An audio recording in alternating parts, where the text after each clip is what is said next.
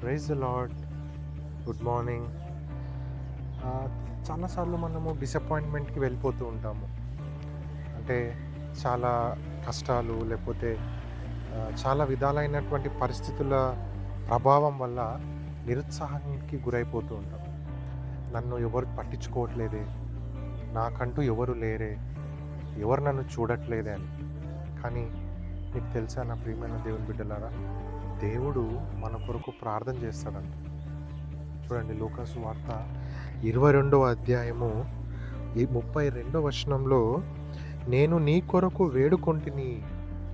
ఇక్కడ పేతురు గురించి మాట్లాడుతూ యేసుప్రభు వారు నీ కొరకు వేడుకొంటిని అని అంటున్నాడు. Is praying for us.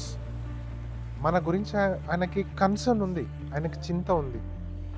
Don't ever think that our god వదిలేస్తాడు నన్ను, అసలు పట్టించుకోవడానికి అనుకోవద్దు.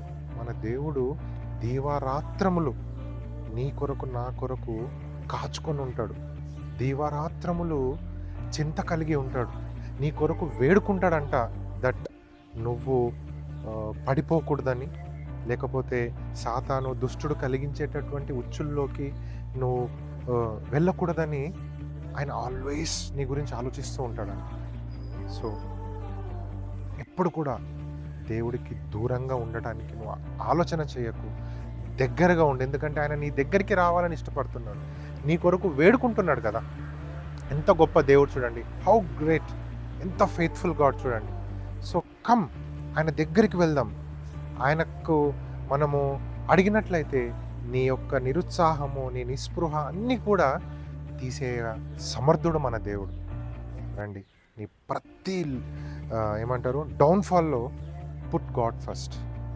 అండ్ అప్పుడు చూడండి, నీకు కలిగేటటువంటి అద్భుతాలు, నీకు కలిగేటటువంటి ఆ శాంతి, ఆ సమృద్ధి చాలా చాలా బాగుంటుంది. God bless you.